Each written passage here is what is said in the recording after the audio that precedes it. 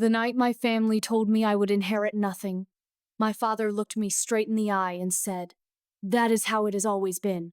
The estate goes to the eldest son." So I smiled, packed one suitcase, and walked out of that house with empty hands. What they never understood was this: I did not leave with nothing. I left with a memory, a name, and a promise that one day they would learn the difference between tradition and the law. My name is Claire Bennett, and this is the story of how my own family tried to sell the land that was never fully theirs anymore. I was born in a house that sat on 70 acres of old red earth, tall pines, and a white farmhouse that my grandfather had built with his bare hands. People in our town called it the Bennett Estate, like it was a crown passed down from one generation to the next. My family treated it like a kingdom. My father treated it like a throne. And from the time I was old enough to understand words, I understood one rule in our family. The eldest son gets everything. Not most of it, not the best part, everything. My brother Daniel was 3 years older than me.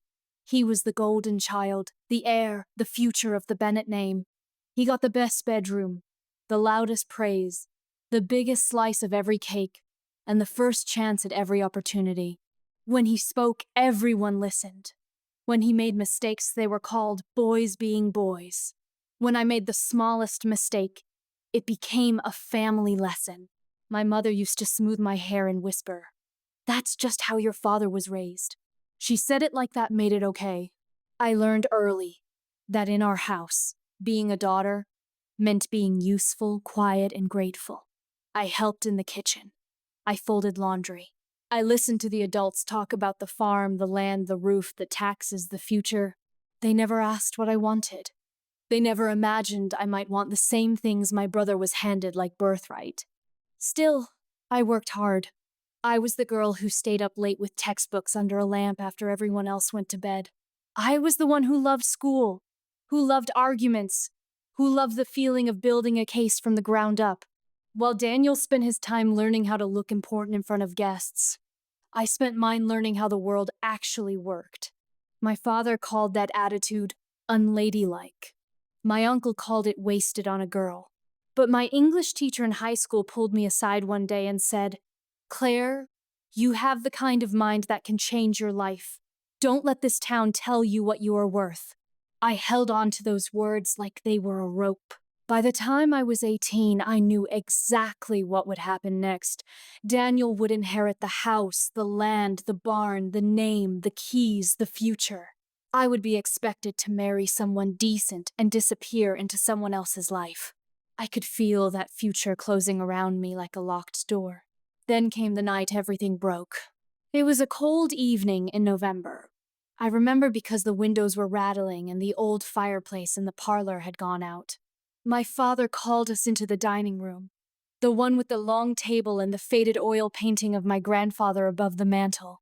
Daniel was sitting beside him, already wearing that smug little look he got when he knew he was about to be favored. My mother was nervous. I could tell by the way she kept touching her ring. My father cleared his throat and said, "It is time to speak plainly." No one moved. Then he said it. "When I am gone, the estate will pass to Daniel. That is our tradition. The Bennett land stays with the eldest son." I looked at him and asked, "What about me?" He barely even blinked. "You are a daughter. You will be taken care of when the time comes. Taken care of. Like I was a problem to be managed." Daniel smiled. "You'll be fine, Claire. You're smart. You'll figure something out." I still remember how calmly he said it, like he was handing me a napkin. I asked my father, "So, I get nothing?" He leaned back in his chair. "You get what every daughter gets. A place in the family if you choose to stay in it." That was the moment I understood something I had never let myself fully accept before. I did not belong to that house. I had helped carry its weight. I had cleaned its rooms. I had loved it. But in their eyes, I was not an heir. I was temporary. My hands were shaking under the table, but my voice was steady when I said, "Then I'll leave." My mother gasped. Daniel rolled his eyes like I was being dramatic. My father said, "Do not be foolish. You have nowhere else to go." I stood up, looked at each of them, and said, "Then I will make somewhere else." No one stopped me. Not my father, not my mother, not my brother. So I went upstairs, packed one suitcase, took my school papers, my birth certificate, and the little savings I had hidden from my summer job. I left behind my childhood room, my little trophies, the old quilt my grandmother had made, and every dream they had ever mocked. I walked out of that house with nothing in my hands. But I carried something they did not notice. I carried rage. And I carried ambition. College was not easy. I worked nights. I studied until my eyes burned. I ate cheap food and wore the same coat for 3 winters. There were days I cried in silence because I was so tired I could barely stand. But every time I wanted to quit, I remembered that dining room. I remembered my father's voice. I remembered the word daughter said like it meant lesser. So I kept going. I earned a scholarship, then another, then law school. Yes, law school. While my family was busy pretending I would disappear, I was learning the law from the inside out. I learned about property rights, inheritance, tax liens, foreclosure, notice requirements, redemption periods, all the quiet little rules that decide who really owns what. I learned that tradition may guide a family, but law decides what the county will recognize. I learned that a name on a family tree means nothing if the title and taxes tell a different story. At first, I thought I wanted to become a lawyer just to help people. But deep down, I think I wanted something sharper than that. I wanted to never be powerless again. Years passed. I graduated with honors. I passed the bar. I built a career in property law. I became the person wealthy clients called when they wanted to protect land, businesses, estates, and old family assets. I worked long hours, took difficult cases, and became known for one thing. I did not miss details. While I was building my life, I heard very little from home. A birthday card here, a short text there, a message from my mother that usually sounded like guilt wrapped in politeness. "Your father's getting older. Daniel is busy. You should visit more." Not once did they ask how I was really doing. Not once did they say they were proud of me. Not once did they apologize for throwing me out of a future they thought belonged only to their son. Then, about 6 years after I left, I got a phone call from a cousin who still lived nearby. She sounded nervous when she said, "Claire, you need to know something. The family is in trouble." At first, I almost laughed.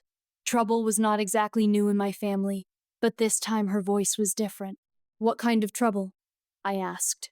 She lowered her voice. "Money. Big money. Daniel got involved in gambling. Your father has been covering it up. They've stopped paying a lot of things. Taxes mostly. People in town are talking." I sat at my desk and went silent. She kept talking, fast now, like she was afraid to be the one holding the truth. "And there's more. They've been trying to sell part of the land. Quietly. Without telling everyone.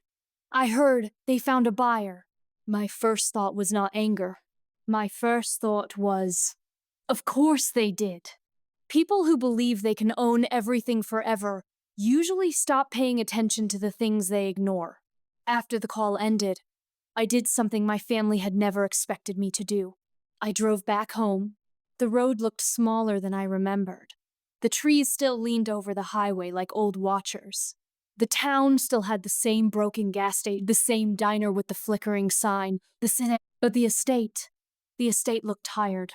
The fence had sagged in places. The paint on the farmhouse had peeled. The barn roof was patched badly.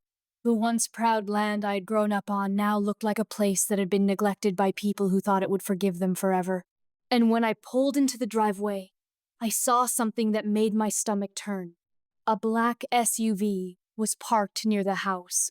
2 men in expensive coats were standing beside Daniel, looking at the land like it was already theirs. My father stood on the porch, thinner now, older but still wearing that same hard expression. When he saw me step out of the car, his face changed. Not to joy, to annoyance. Claire, he said as if I had arrived at the wrong time. Daniel looked stunned for half a second, then forced a laugh. Well, look who finally came home. I stood there in my coat and gloves, my heels sinking slightly into the wet gravel, and I asked the question that mattered most. What are you doing? Daniel spread his hands. Nothing illegal. Just settling family matters. One of the men near the SUV held a folder under his arm. I looked at my father. You're selling the land. He said, we are discussing options. I almost smiled. You're lying badly. His jaw tightened. This is none of your concern. That old phrase again. None of your concern. As if I had never lived there. As if I had never carried that family on my back in my own way. Then I saw it. The folder in the man's hand had county documents sticking out. Not a private sale draft. Something else. I asked. Are those tax notices? Nobody answered. That was answer enough. They had stopped paying the property taxes years ago. Not 1 year. Several. The county had sent notices. Warnings. Final notices. In any ordinary family, that would have triggered panic. But my family had always believed their name was stronger than paperwork. They thought heritage could outrun consequence. They thought the land would wait for them. But land does not care about pride. The county does not care about tradition. Taxes do not disappear because a man believes his surname is noble. That night, I stayed at a hotel because I was not interested in giving them the satisfaction of seeing me sleep under the same roof that had once rejected me. The next morning, I went to the county office. And that is where my real work had begun long before I ever came back. Because I had not returned home blindly. I had returned prepared. Years earlier, after I had learned how tax delinquency worked, I started checking property records. Quietly, carefully. I pulled public filings. I watched the account. I tracked the notices. I saw that my family kept missing deadlines, then missing more deadlines, then missing the last possible chances to fix what they had ignored. So I acted. I legally purchased the tax liens on the property through the county tax sale process. Let me say that again, in the simplest way possible. While my family was busy pretending the land was still theirs by tradition, I bought the legal claim that arose when they stopped paying the taxes. Not through trickery, not through theft, through law. The same law my father thought was too small to matter. The same law my brother thought only applied to other people. The county clerk knew my name when I walked in. I had already done my research. I had already secured the certificates. I had already waited through the required periods. I had followed every rule, every notice, every deadline. And when the redemption period passed without payment, the legal position shifted. The land was no longer protected by family mythology. It was protected by documents. And the documents were in my name. I remember standing at the counter while the clerk stamped the final page. That sound was quiet. But to me, it sounded like a door locking. I did not feel happy in that moment. Not exactly. I felt calm. Deep, steady, terrifying calm. The next part was almost painful in its simplicity. I returned to the estate on Christmas Eve.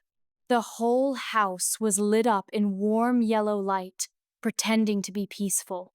Through the windows, I could see the tree in the front room. The old ornaments, the ribbon, the candles, the table set for dinner. For a second, I felt the ghost of my childhood press against my chest. Christmas used to be the one night everyone acted like a family, but that night was different. There were too many cars in the drive, too many loud voices, too much tension behind the laughter. When I walked in, the room went silent. My aunt dropped a spoon. My cousin turned pale. Daniel looked annoyed first, then worried. My mother's hand went to her mouth. My father stared at me as if he could force me out of existence by looking hard enough. And then he said the stupidest thing he could have said. Claire, you're still being difficult. I see. I looked at him and asked, where are the sale papers? Daniel stepped forward. We don't have to explain anything to you. I turned to him. You tried to sell land that was already in default. He frowned. What are you talking about? I reached into my bag and pulled out a thick envelope. The room was so quiet I could hear the crackle of the fireplace. I said very clearly, "I'm talking about the tax liens." My father's face changed. Not understanding first. Fear. That was when I knew he understood before everyone else did.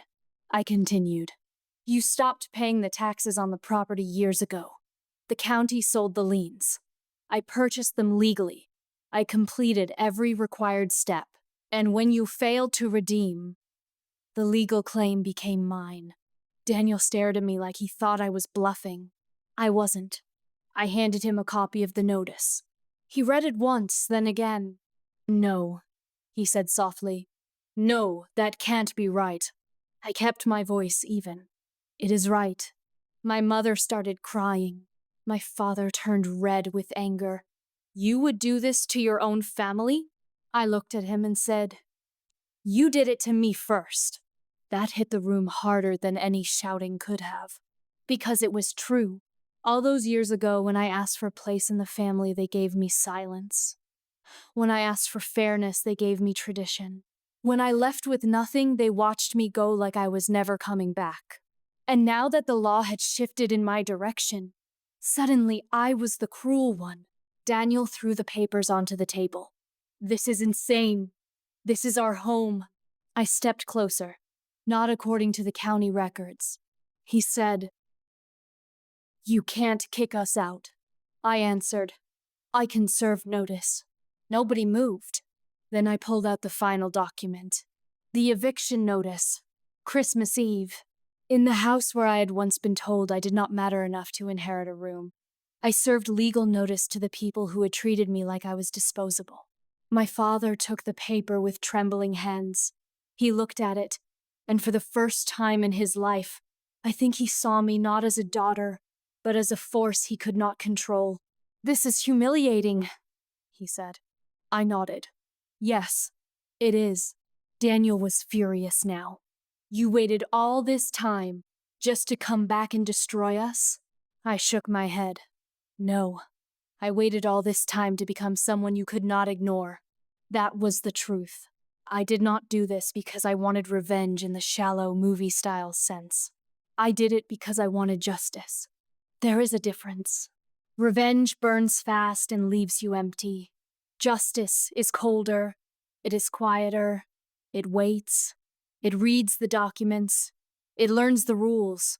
It understands that the world belongs to those who respect how it works." My father tried one last line of defense.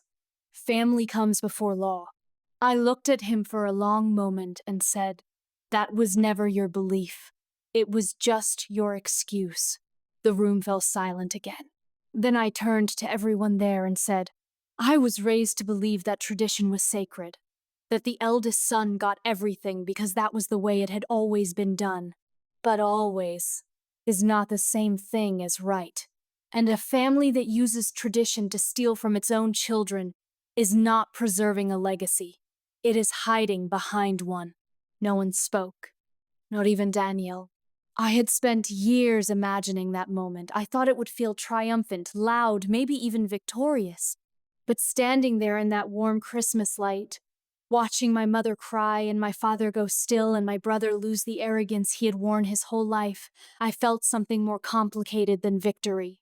I felt closure, the kind that hurts before it heals. Over the next few weeks, the reality settled in. The land was legally mine to claim through the lien process. The sale Daniel had arranged collapsed. The buyer backed away as soon as the title issues became clear.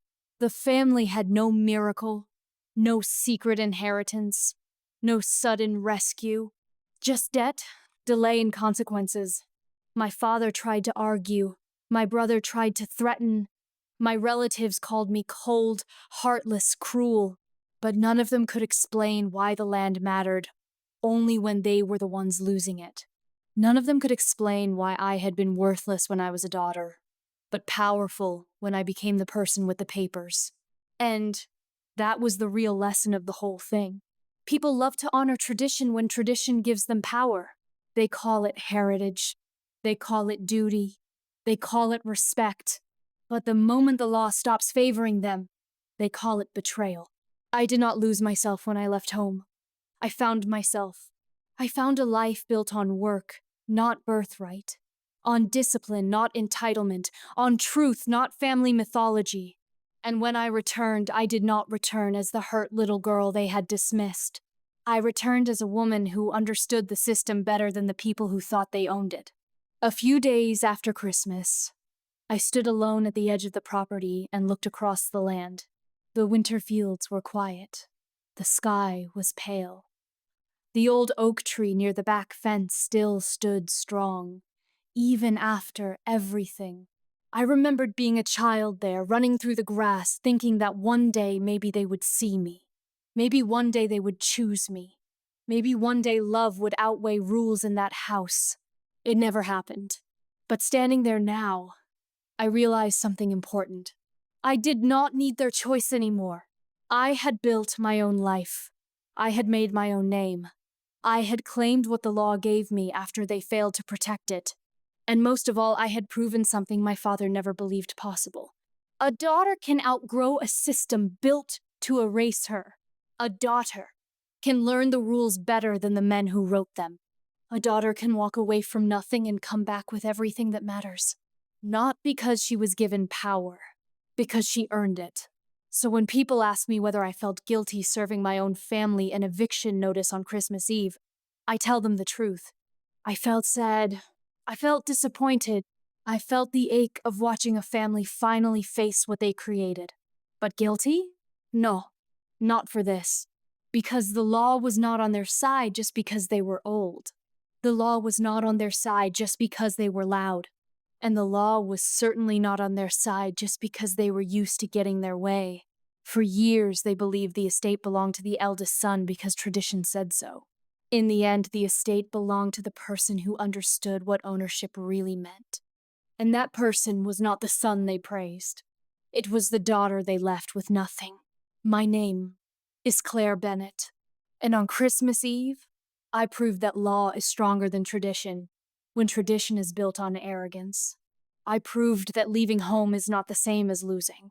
And I proved that sometimes the quietest person in the room is the one who will one day hold the final document.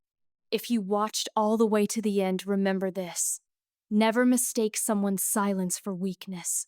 Sometimes silence is just the sound of someone preparing their return.